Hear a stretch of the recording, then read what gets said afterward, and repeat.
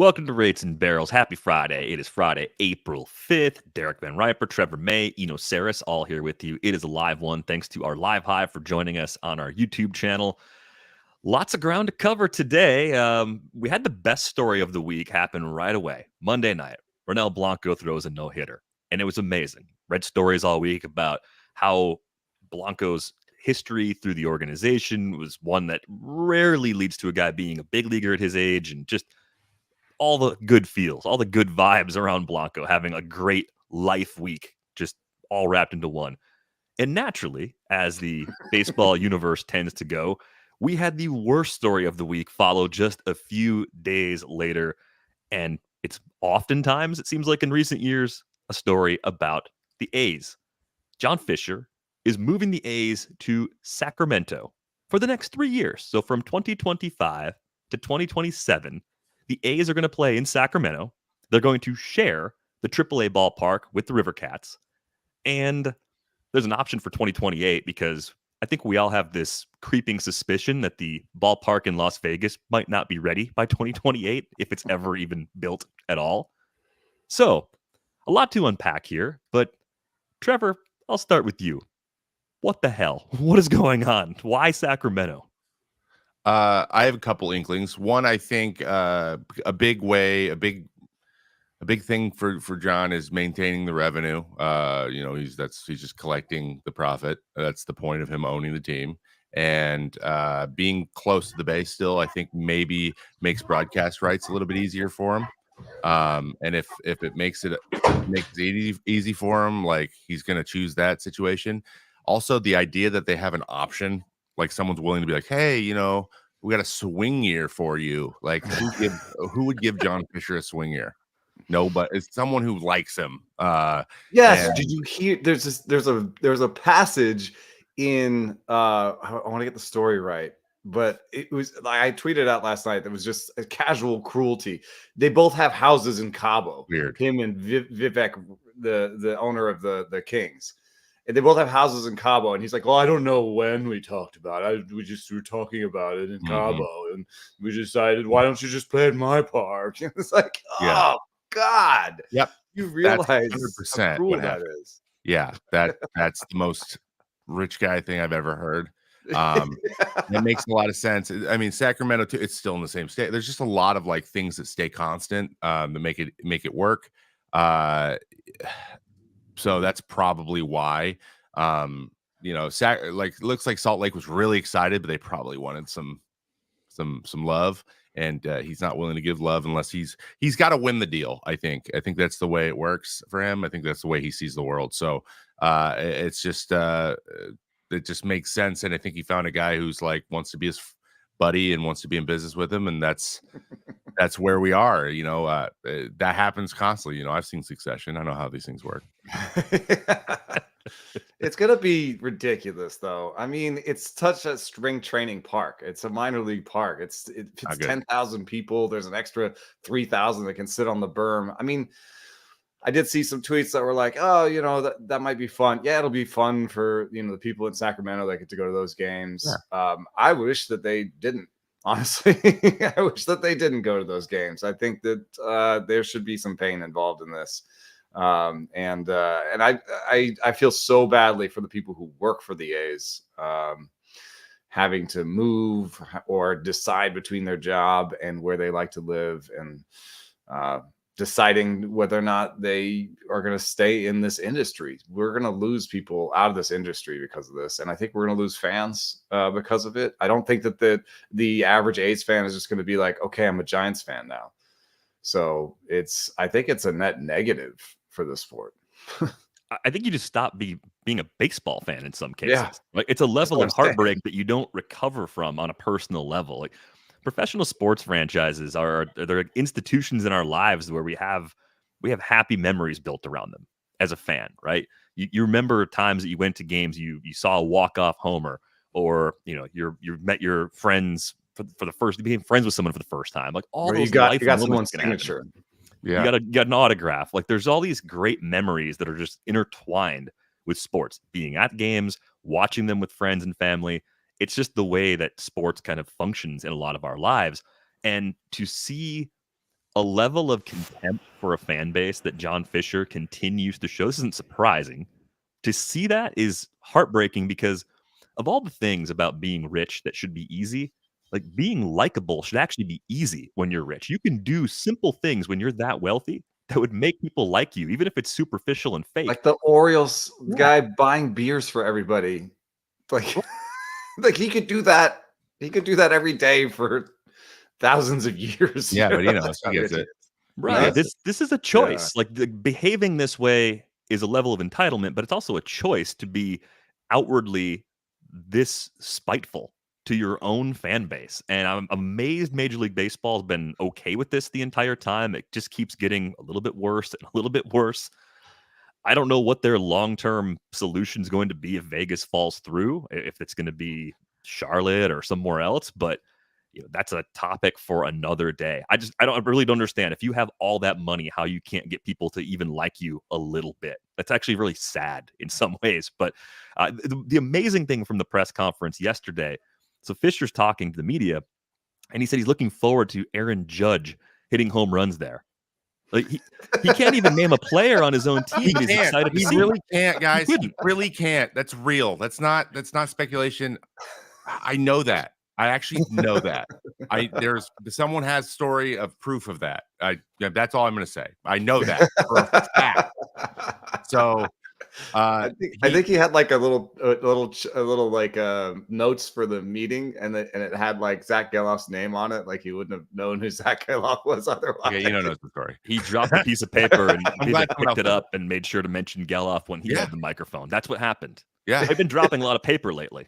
Yeah, I heard his name was also on there. So it's tough. It's tough. You hired him. It's tough.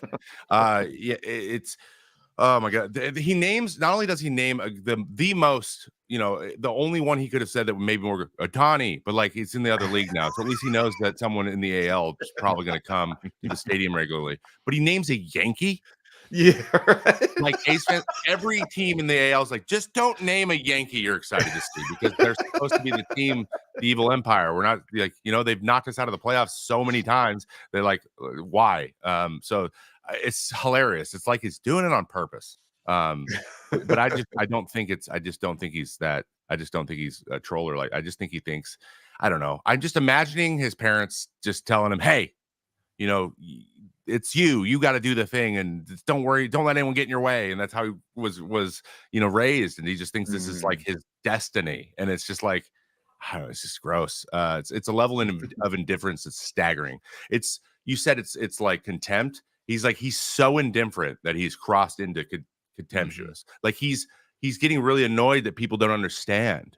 Like, but he doesn't, which is, no, you don't understand. You're the one that's wrong. Everyone else is on the same page. You are not. Like, you got to be able to look around and be like, oh, maybe I don't get it. Well, Manfred's not going to tell him no, because Manfred works for him. Yeah, 100%. Manfred's a little bit like this too, guys. He's got a level of indifference that he can activate too. So like, they're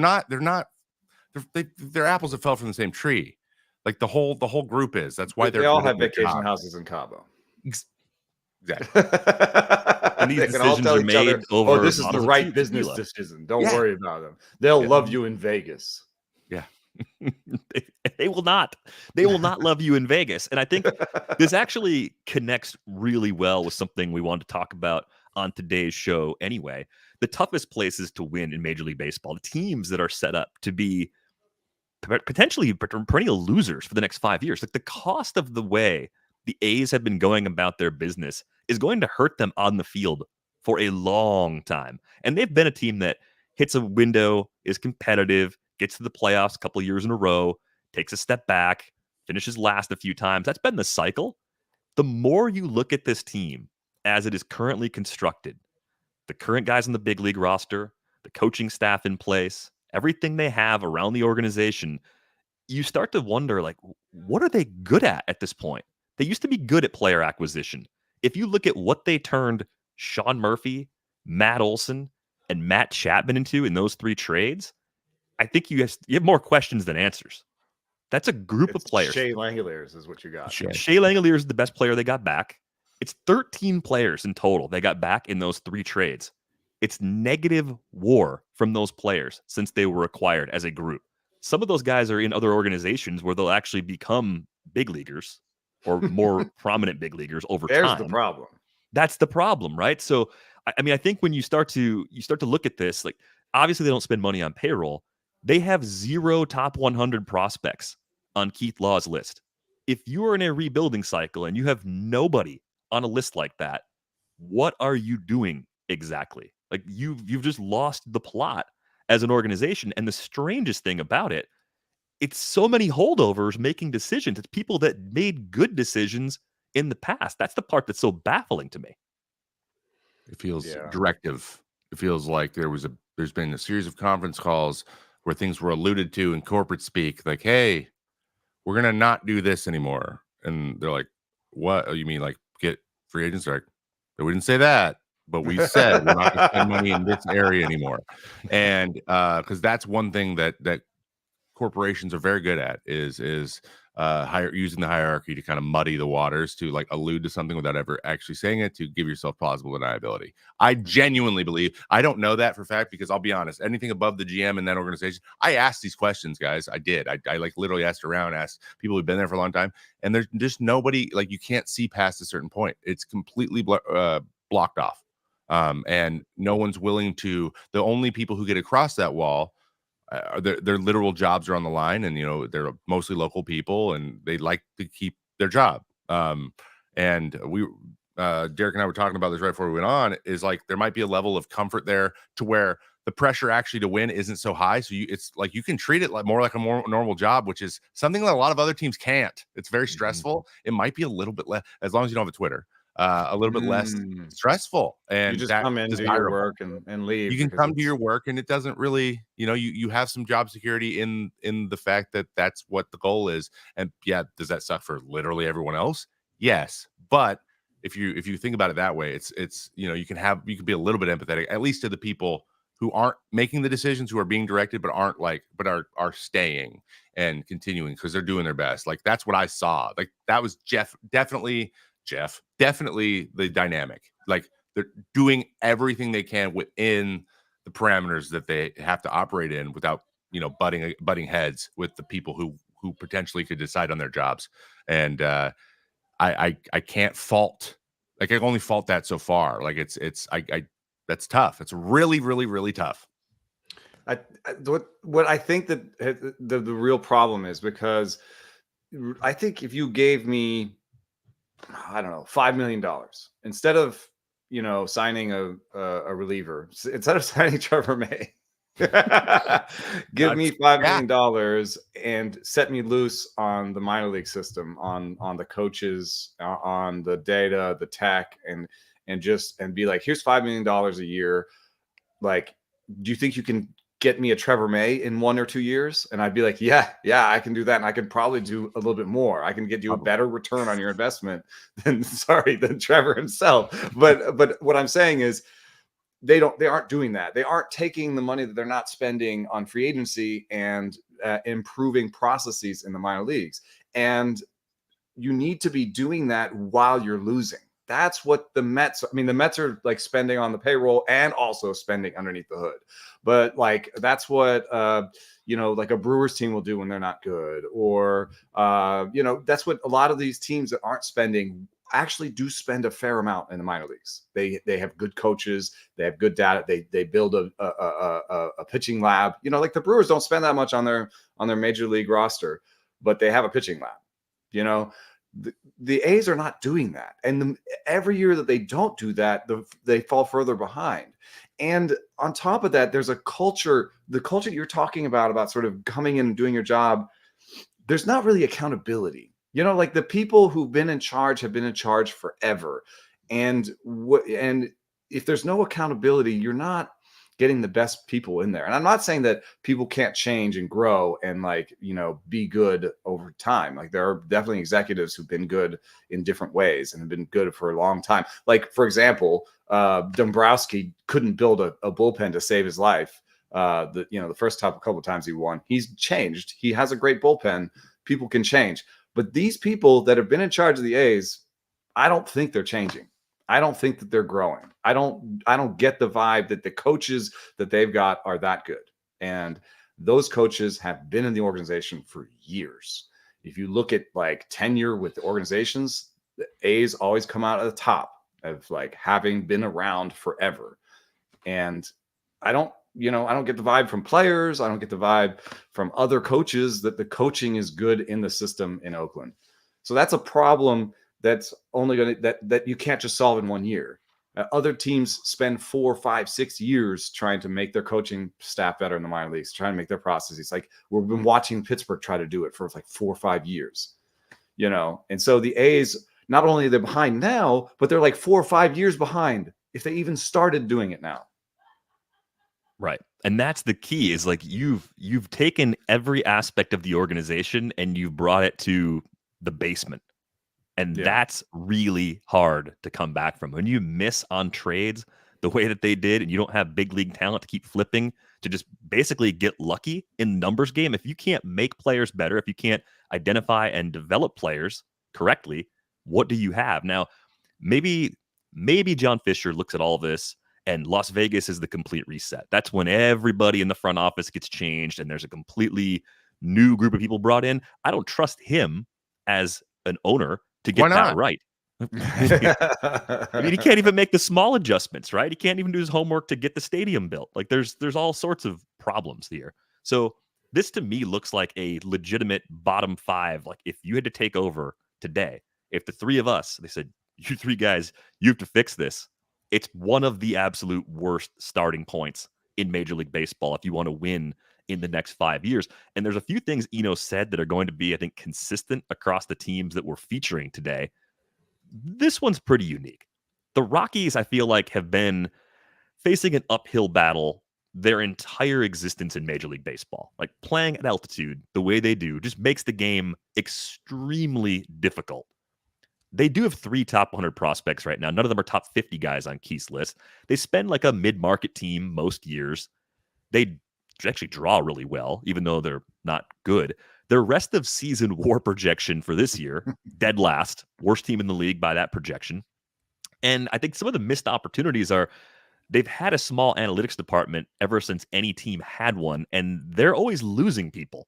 Every story you read about the Rockies and analytics is someone left, someone got fired. Not only did they leave in November, this is like the 3rd time their head of R&D has left in March or April. That is the worst time in baseball to not have a job.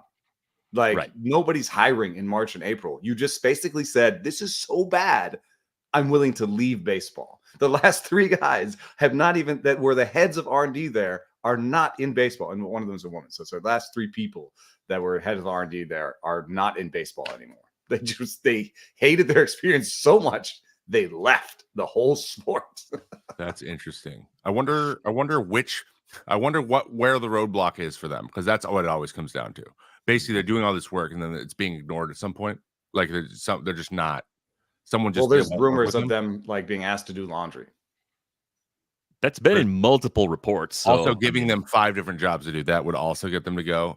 So there's probably a combination of like they're doing all this work and then this extra work, and then they give all this information, and then that information just isn't disseminated. And then at the end of the night, they're like, "Also, can you help us with laundry?" That's probably what's going on. Because that would make me leave pretty quickly. No, it's like who I don't know. It was Bud Black, old school. He gives off the vibe for sure.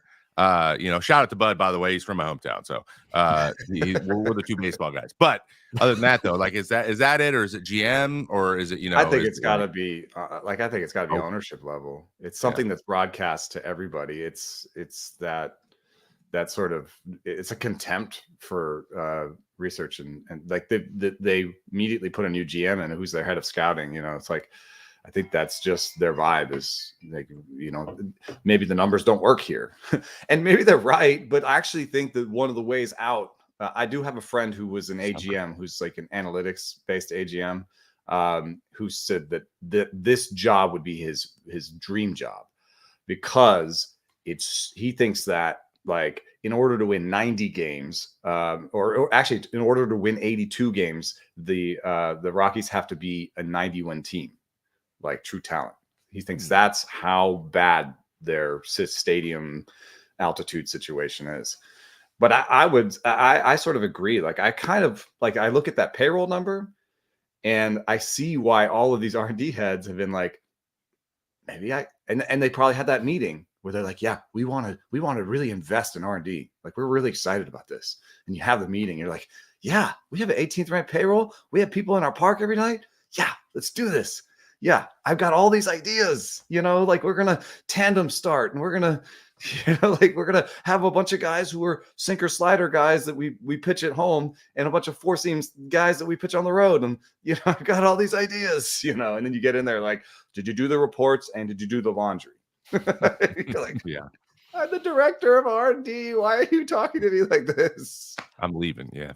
That's the wild part of it is the team that should be the most into analytics, data, and tech seems to be the furthest from it, or at least near the bottom of the list. Like they should be a lab. The entire organization should be a constant experiment trying to solve their unique problem. And I would love to actually speak to some people who've worked in that front office to get a better sense. Maybe that's an idea for a future episode if they're willing to come talk to us, because like what we think is happening and what we think is happening, what's really happening might be two very different things. I will fully acknowledge I think it's the toughest place to win in baseball.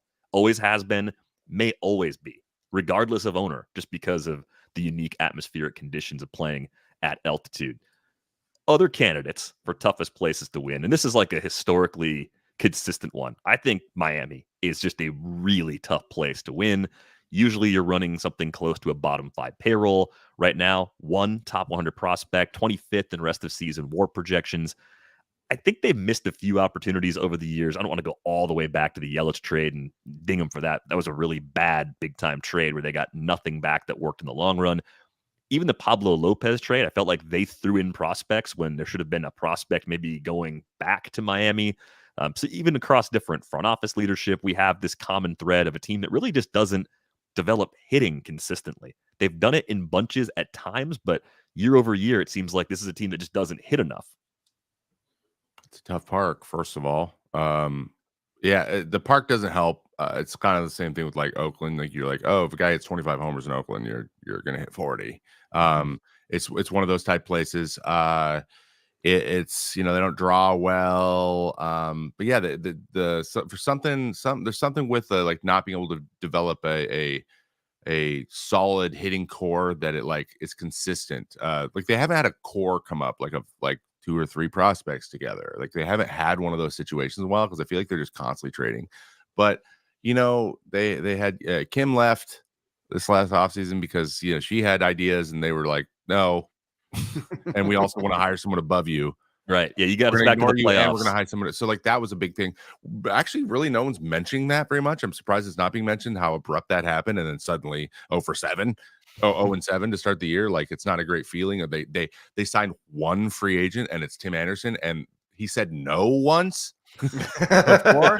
Like it took them all offseason to sign one guy for a 1-year deal. That's insanity to me. So then we have the Loria years. So it's just like it just has been. They just keep grabbing people who are unfortunately like local to the area that just like it's just not. They just have not had a great group of owners that have hired good people yet, and it's changing so much. It's hard to. It's like one of those things. Like it feels like the when you're playing there, like the earth's moving underneath you, and it's hard to feel secure. It's that's kind of the I think the trend with a lot of these places. It's just the security feels very uncertain all the time, and it's hard to win in places like that. I will say that of all the places, this one is the one that might be undergoing the most change that we can't see right now. I do think hiring Peter Bendix, who was of the Rays baseball prospectus to the Rays to the Astros, was a good move. He strikes me as a smart guy. He brought in Gabe Kapler, Oz Ocampo as AGMs, and kept Daniel Greenlee, who was I think he was already there. And they also hired Sarah Goodrum away from the Brewers. And so they've been working on personnel on the lower levels. And Sam Mondry Cohen is there too. And hired Rachel Belkovic to be the director of player development. So they've completely overhauled the front office and enough other positions where, hey, that group, if you'd let Kim put a group like that together, like that would have been a big step in the right direction. But it's that was why she left. I think on some levels they didn't give her that power. Mm-hmm.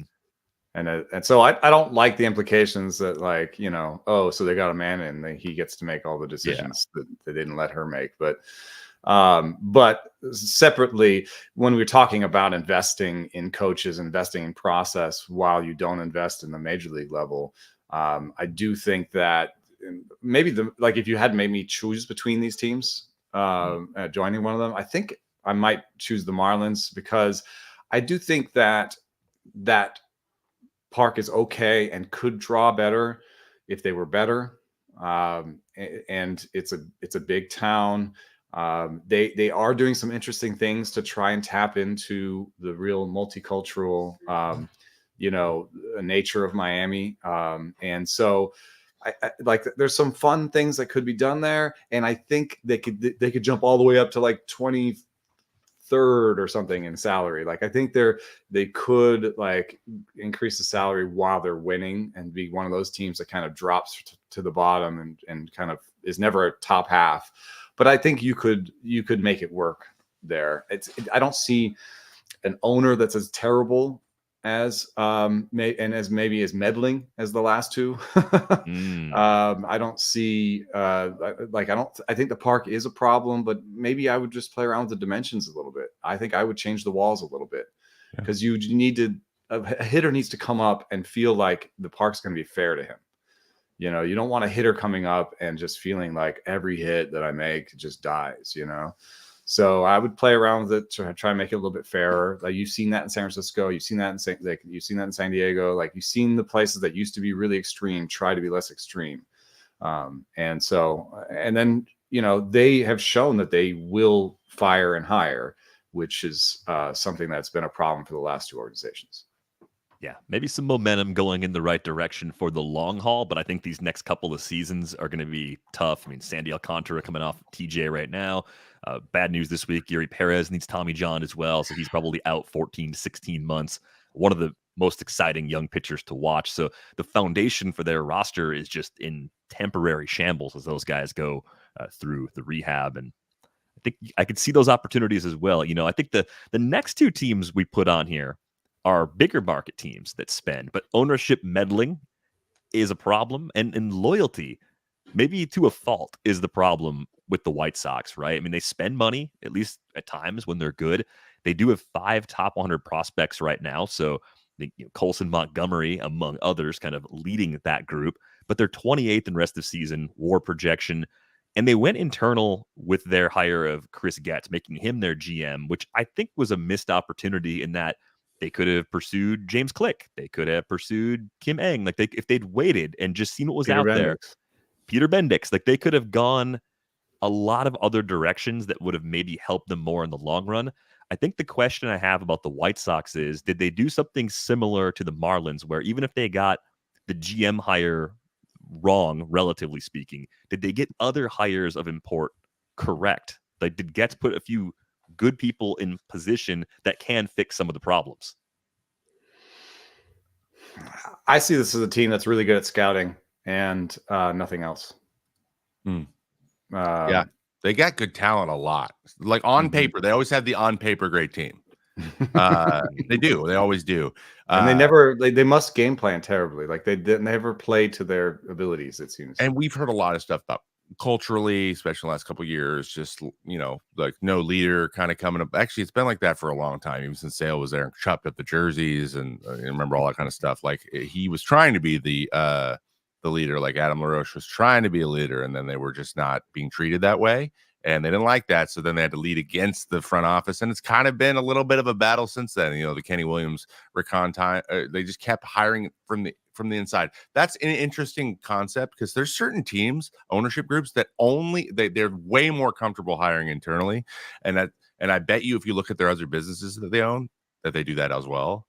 And it feels like a comfort thing. Like they're not comfort with evaluating high level talent, or they're not confident in the process of getting somebody and like enacting a philosophy and building a philosophy. So they hire within. If you hire within, probably got burned somehow. They had like some high profile hire that was supposed to be, everyone said it was great, and he was terrible and he was just awful. Yeah, and then it just scared him away at some point.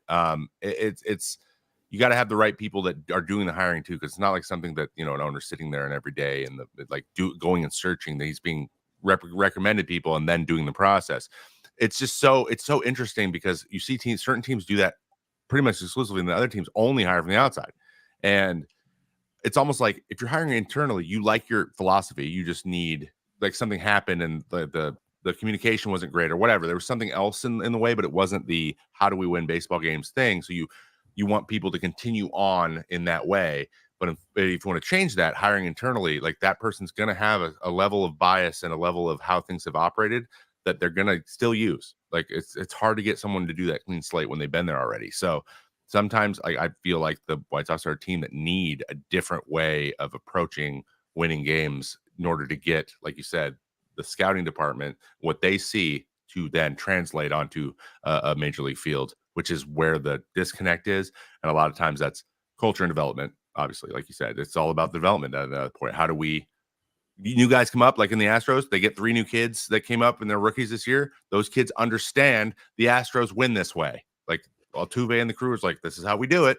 And then those guys play for 3 years. Those guys move on. And then now they're telling the next group. And that is culture. That is how you get teams to win consistently. No matter how talented the team is, you're going to get the best version. And they don't have that. It's not there at all. So how do you get that? And it's usually not from hiring within.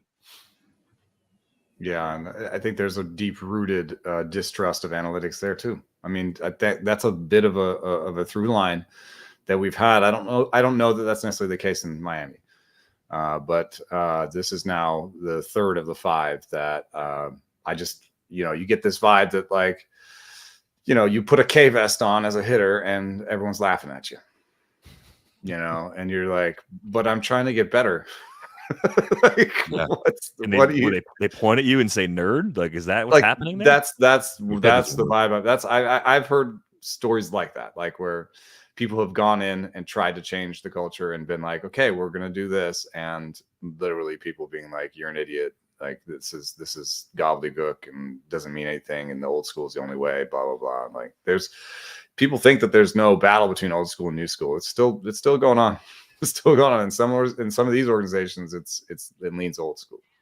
Yeah, that battle will go on forever. I think the other question I have about the current version of the White Sox is, with a nearly blank canvas for this season, did they take enough interesting shots? I mean, that's something I'd be critical of the A's over for the last couple of seasons. Is like, okay, look, you're not winning right now, but when you go out and sign Jace Peterson and Aledmys Diaz, or if you go throw $80 million at Andrew Benintendi, if you're the White Sox, like, are you really doing the best you can with the resources at your disposal right now? Like, those are the types of things. And Paul DeYoung, bringing Paul DeYoung in, like, feel bad if these are nice guys. Like, it's not me taking shots at them personally. It's more questioning the front office, saying, are the players you bring in going to make you better in any way? Should we just give Shoemake 3 months and then give it to Montgomery? Why are we bothering with this idea? Like the Shoemake plan, even if you don't believe in Braden Shoemake, at least you're going with a younger player that could turn into something. Yeah. We kind of know what Paul DeYoung is already. Paul DeYoung would be a backup on other rosters. Probably shouldn't be a backup on a rebuilding roster.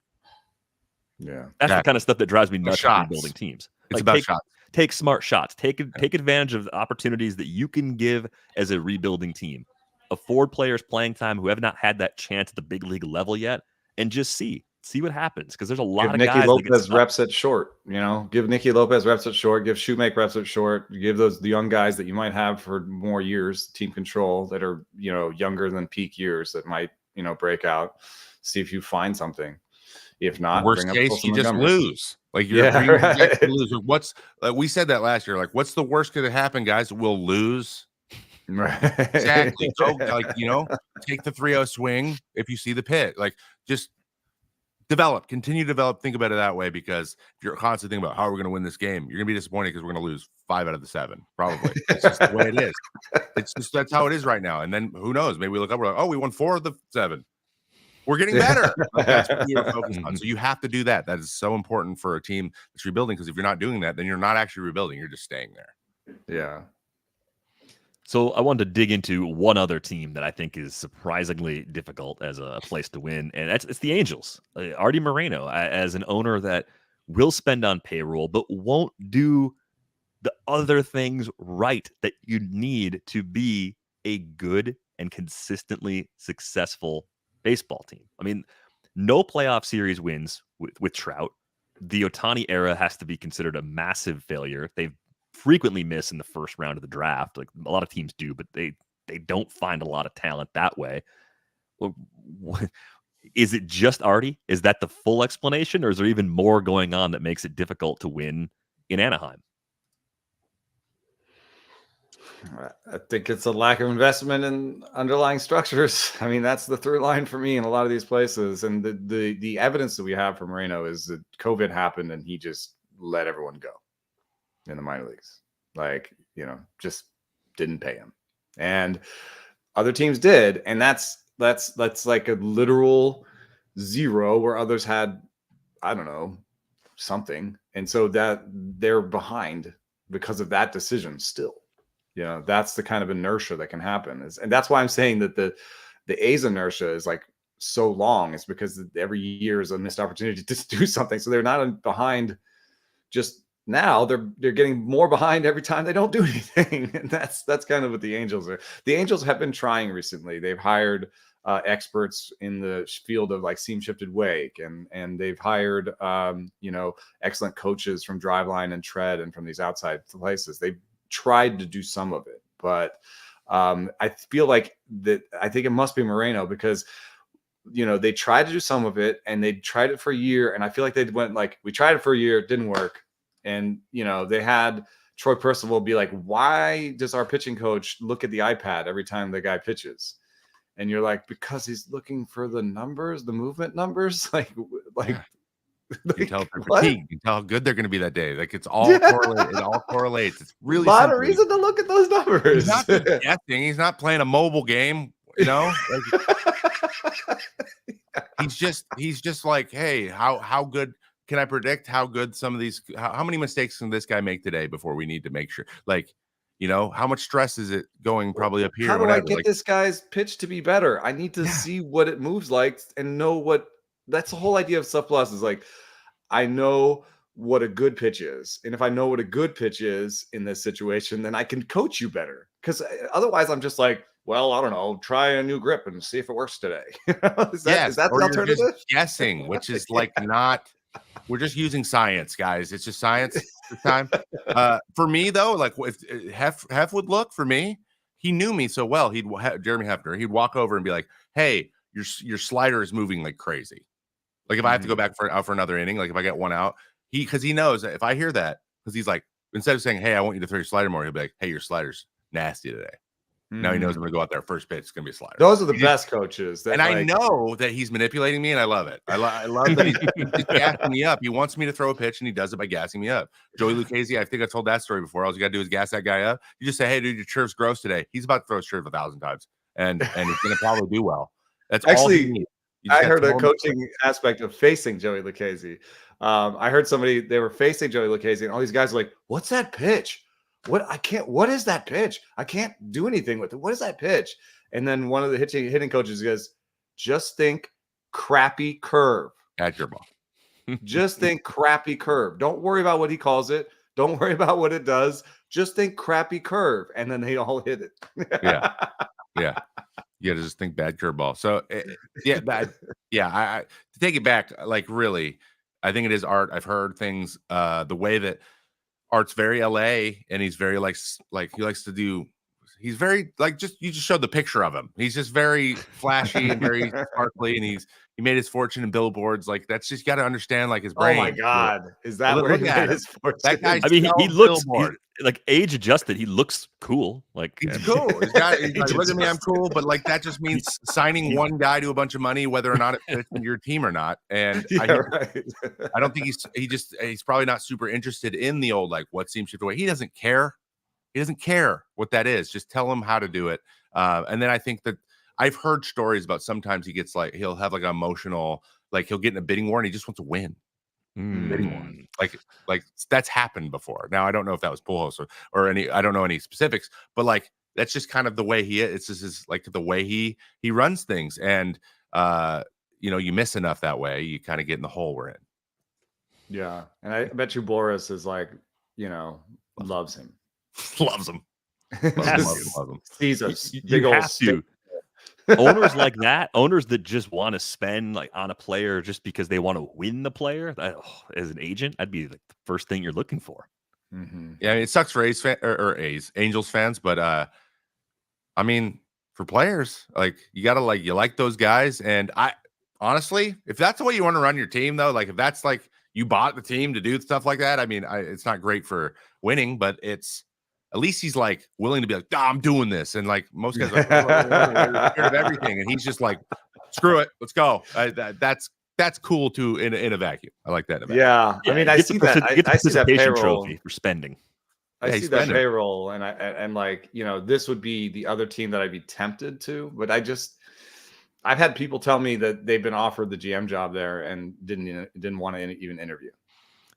That happened with Baltimore for a while. In the pre-Mike Elias era, it was a job that people didn't want. There were people in baseball trying to become first-time GMs that did not want to go work for Peter Angelos and the Orioles at that time because meddling and uncertainty about getting the support they wanted at that time, which was it was mind-blowing. You can't find anyone who wants that job. Some of it changes. I mean, the ownership groups change. Arte Moreno almost sold the team, and then. Even the way people perceive ownership changes a little bit. Like I was told that Seattle was a bad ownership situation, and I guess maybe it is because it seems like they're kind of the tight purse strings a little bit, like kind of corporate ownership style. But they do spend enough that you could probably win there, Mm-hmm. And so Jerry's like, yeah, I mean, if you give me like a league average payroll, like let's go. I think I can win like that. So with Moreno, you'd just be betting that you could do something with that big league money. And in the meantime, you're hoping that he sells the team so that you can finally, or like make a really good presentation about how instead of signing Robert Stevenson, we should pump all of that into the minor leagues. And give me 3 years, dude. Give me 3 years. I'll turn our minor league situation around. And don't send Troy Percival out there looking at iPads. Just let me have 3 years to work on this player development system. Didn't he say he's like, I'm open to selling the team, and then like a month later, he's like, no, never mind. And changed his mind real quick. Very him. That's very That's what makes it tough to win, right? It's not the payroll, it's not anything else about the stadium, or it's just ownership being that way has made that incredibly difficult. Our friend Steven Nesbitt has a wild card era rankings story that he wrote a few weeks back at The Athletic. He's got a scoring system. Each season you get a certain number of points. So winning the World Series is worth 9 points. Getting there is worth 6, or losing is worth 6.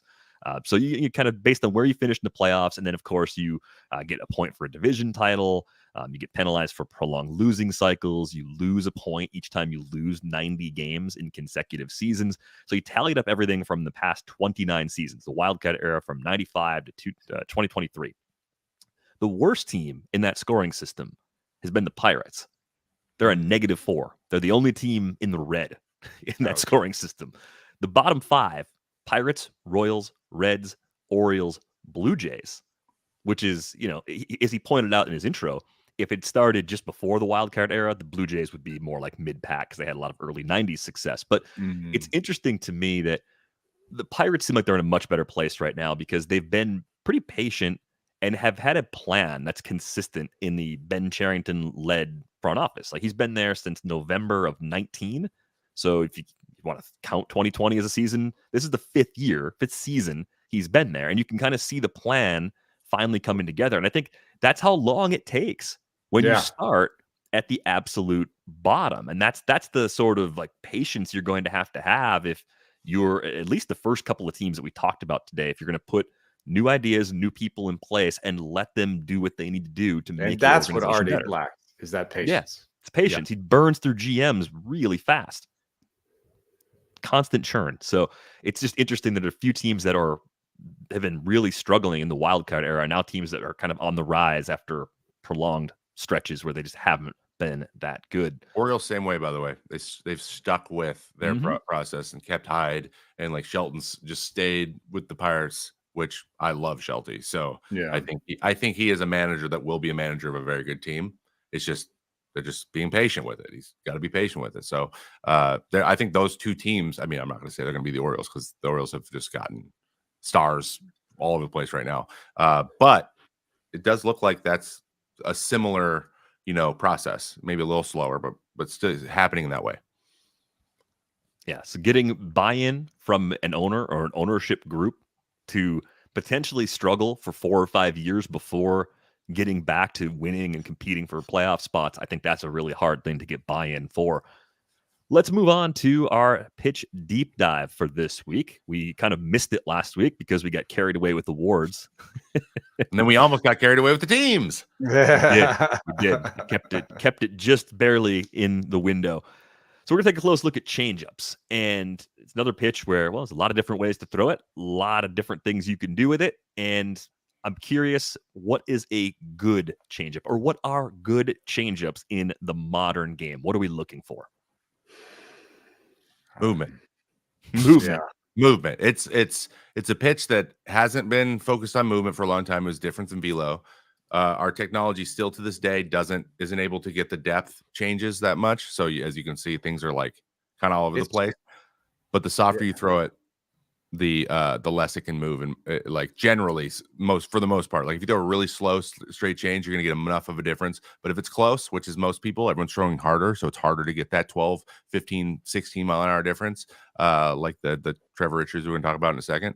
The harder you throw it, though, you need it to move. And one rule of thumb I think that is going around the league is getting 15 inches of arm side run, because your changeup naturally tunnels with your fastball no matter what. Like it's hard to not do it unless you throw it differently, and then you just have a really bad changeup. But if you have generally the same release point and arm speed, your changeup's going to look like your fastball by the nature of the pitch. So you want it to move. You want it to, the difference in movement is actually proven to be more effective now than the difference in velo, unless it's huge. It's got to be big, and it's harder to do because everyone's throwing 98. Right. Yeah, and you have to throw max effort and still somehow choke off 15 miles per hour. So really hard to do.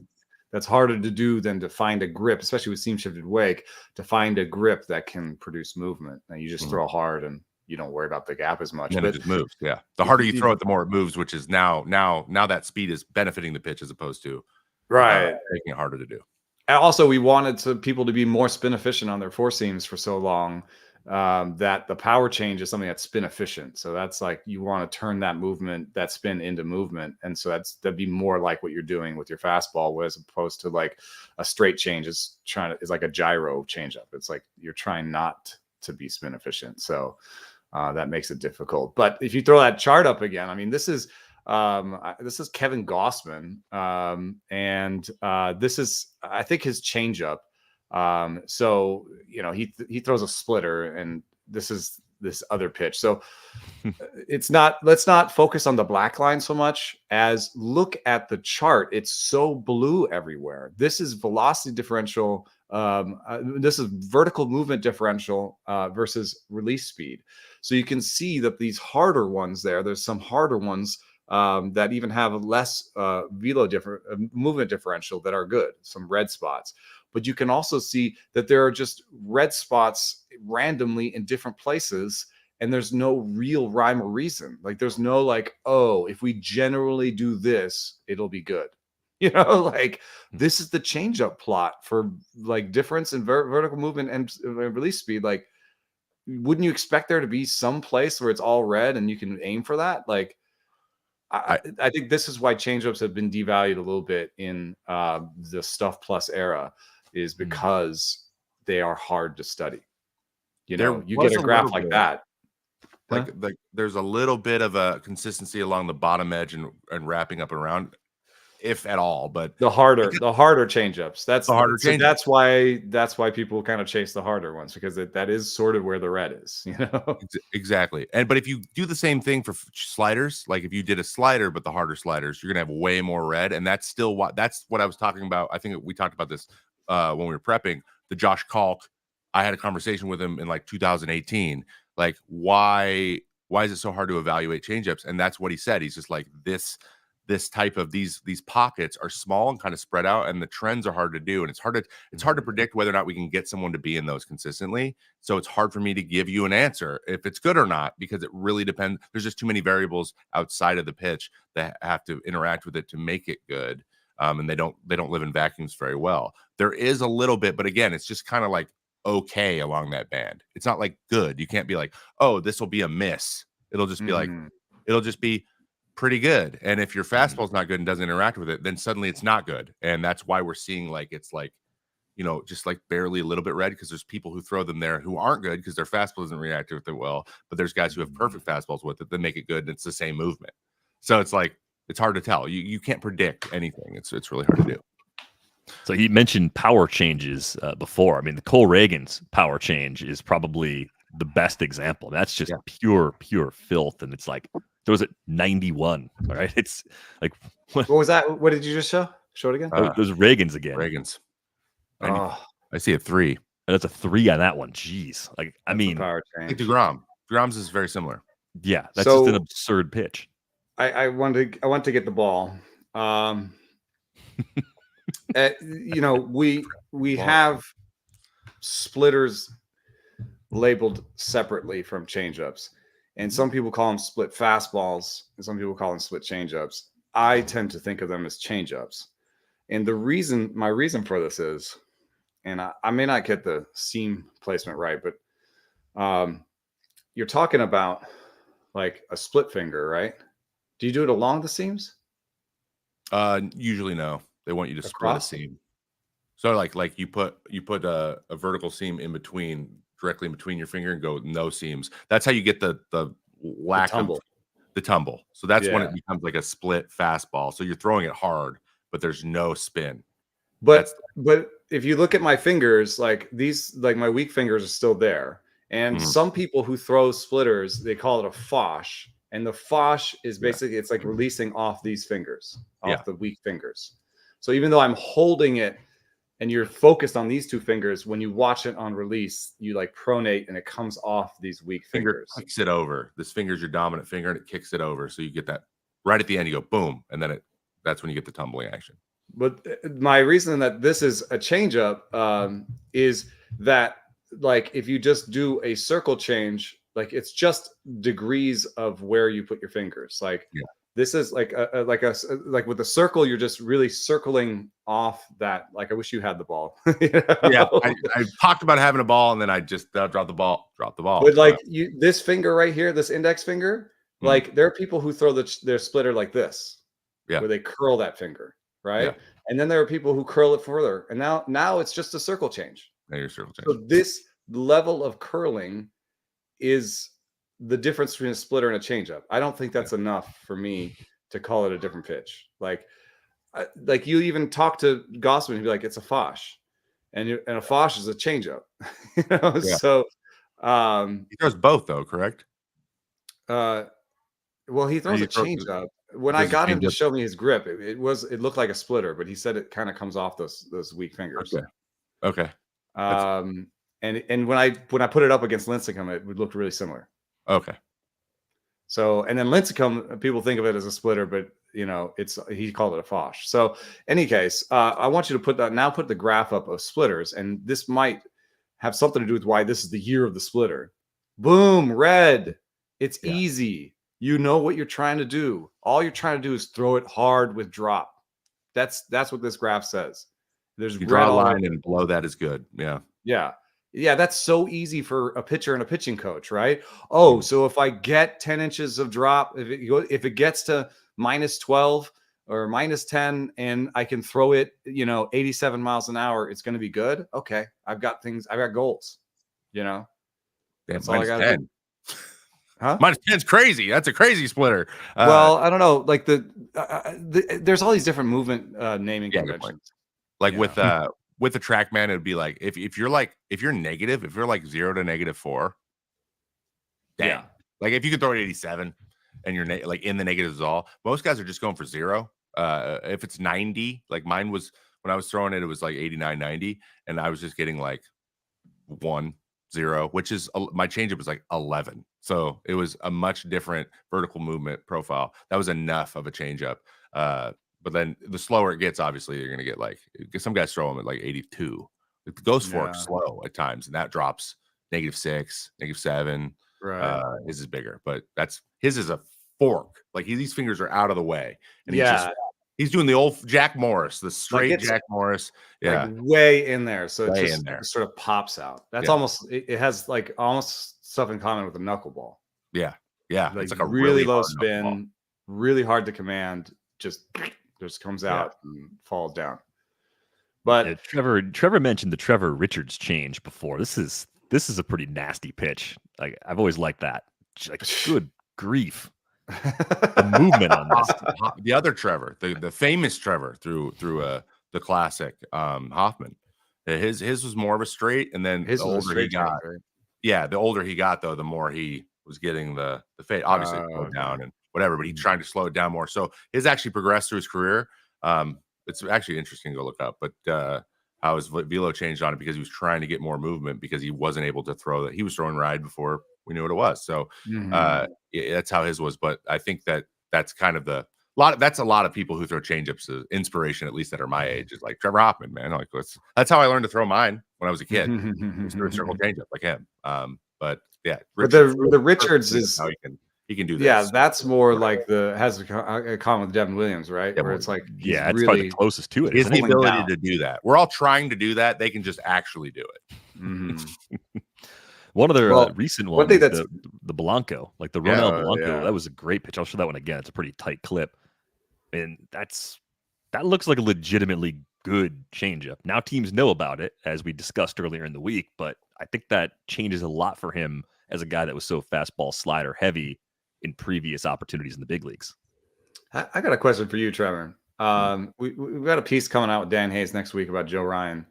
And one of the things that came up was that he had a splitter grip that worked in bullpens at lower degrees of effort.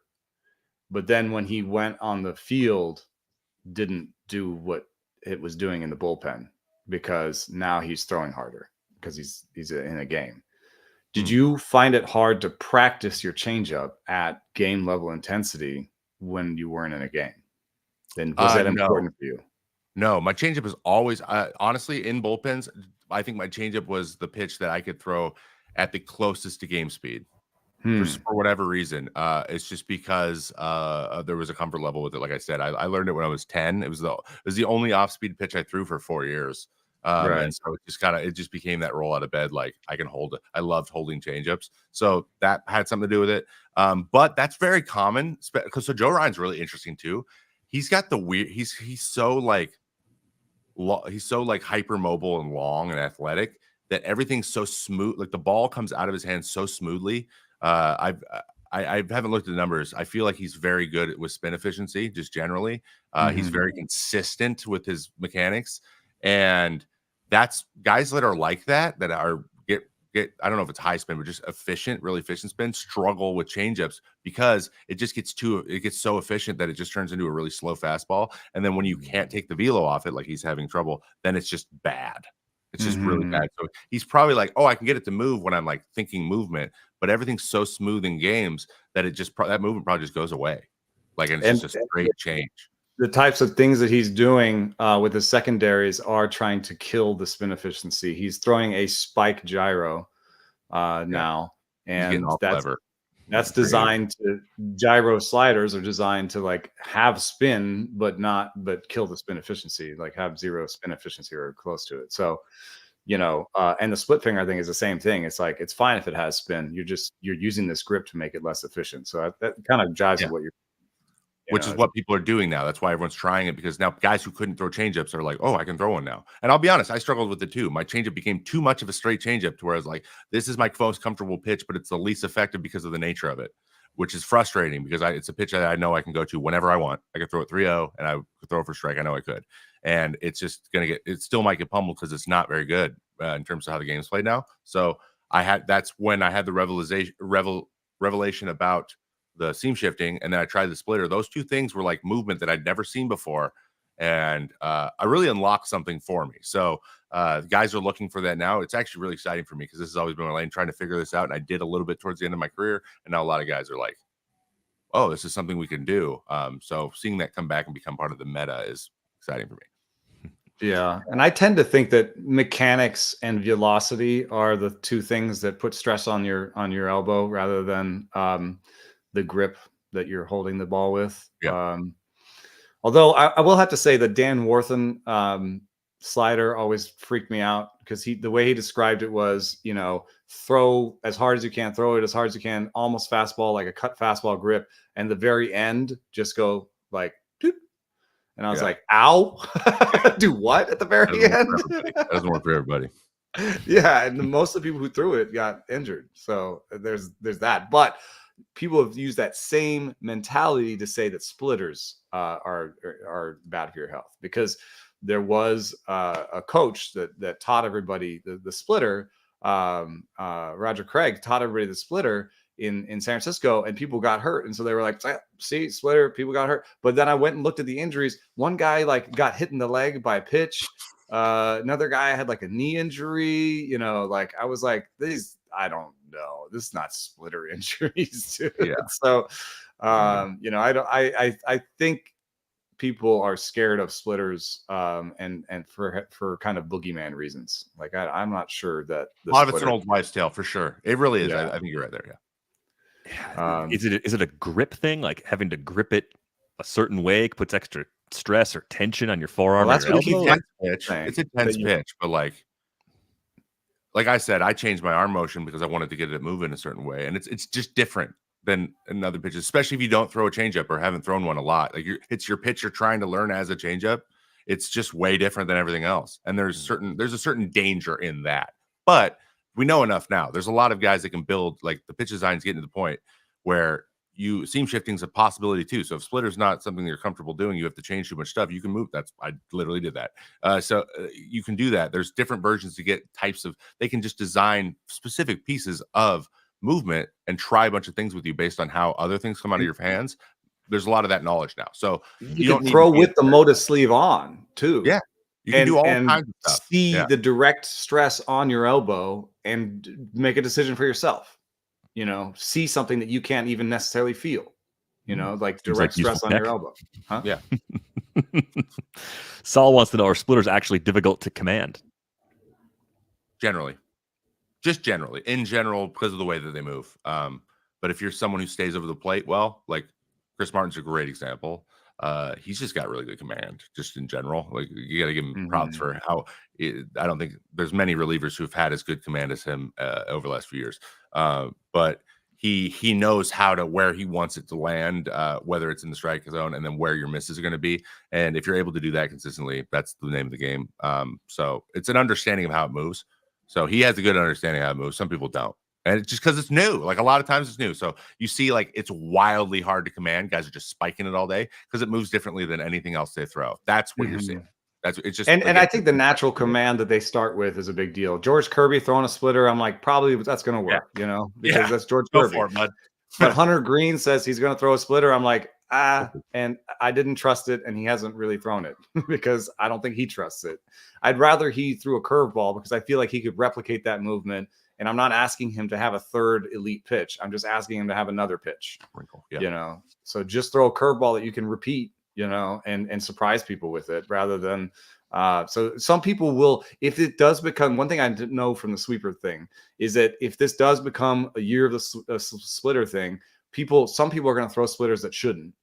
And get on the craze and like not be able to command it, or just be sort of naturally injury prone and get a natural injury and then blame it on the splitter, or like you said, like sort of change something mechanically to accommodate this new pitch and then get hurt from the change in mechanics rather than the new pitch itself, So there will be ramifications. What we've seen with sweepers is a lot of people who are in love with their sweeper, throwing it to lefties and getting blasted and having to figure out how to move the sweeper in. Like you just saw Jameson Taillon over the last year. He had the sweeper, fell in love with it, didn't know how to fit it into his pitch mix. And by the end of the year had finally found a way to kind of organize his pitches in a way that made sense to him, in a way that was getting outs. You can't just be like, it's not, as much as I talk about stuff plus, it's not just like a slot machine where you're like, hey, this pitch has great stuff plus, you got to throw it a ton,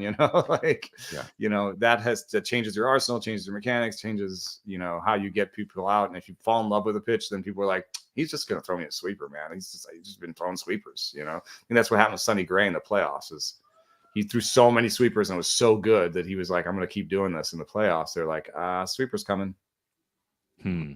Question here from SLGS Reds. Is there any truth to the idea that the rise of the sweeper is more stressful on the arm versus a traditional slider? Yeah. Dr. Meister seems to think so. Right. Yes, we talked about that a few weeks ago. And he is a medical professional, and he also did my elbow and did a phenomenal job. So I got to give him props for that. Oh, that's interesting. Yeah. So I am a little Meister's your guy. Yeah, my scar's great. So look at this thing.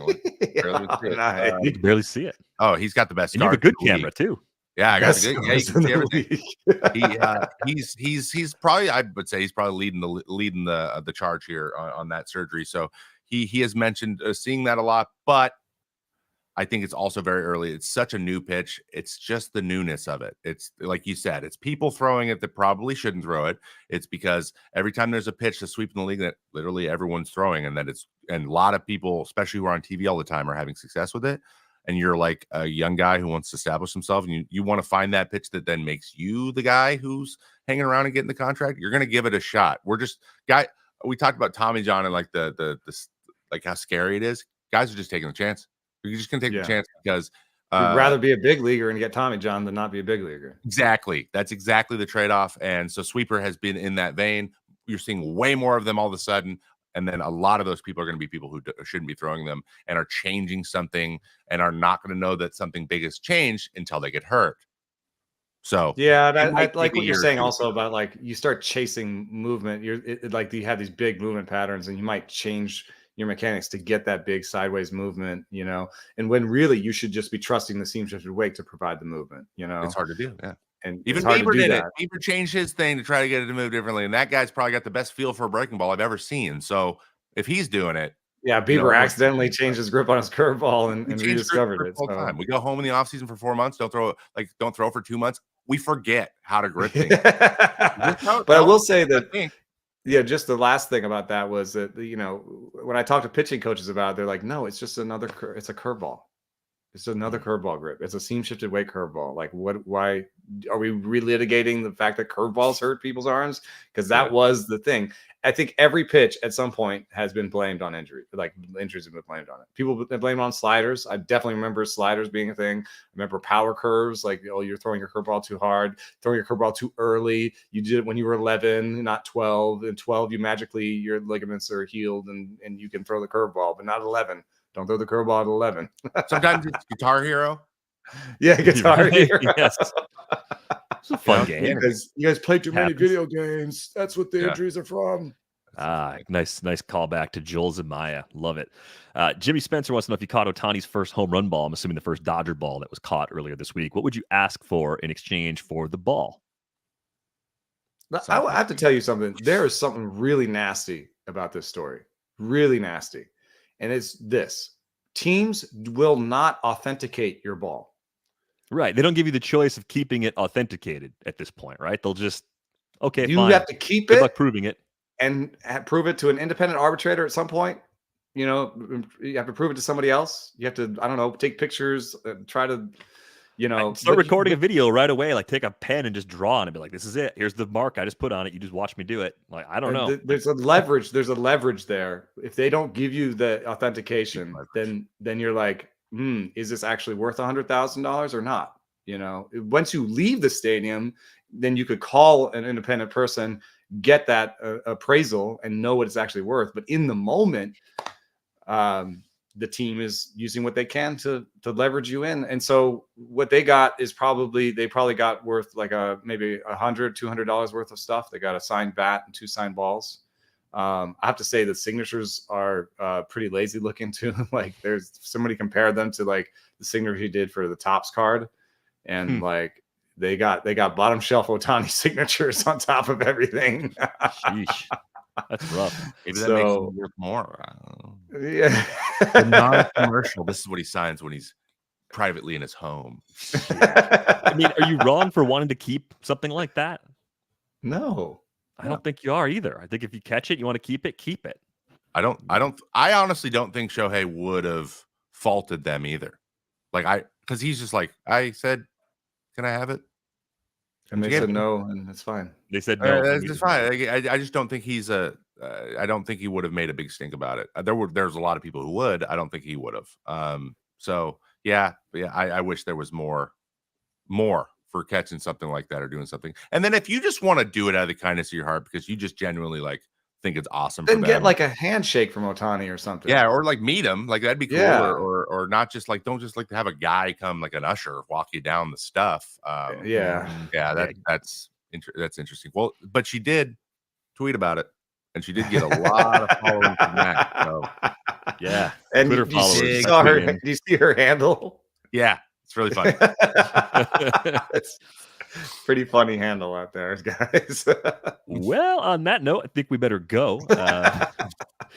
Give us a follow on Twitter. Trevor is at I am Trevor May. Eno is at Eno Saris. I am at Derek Van Riper. The pod is at Rates and Barrels. Join our Discord. The link is in the show description. If you got a question for a future episode, drop them in the Discord or email them if you'd like to go the old school route. ratesandbarrels@gmail.com is the best way to do that. If you made it all the way to the end of this video, hit the like button. If you didn't watch this video, well, I don't know what to tell you. If you watched it as a podcast, listen as a podcast every Monday, every Friday.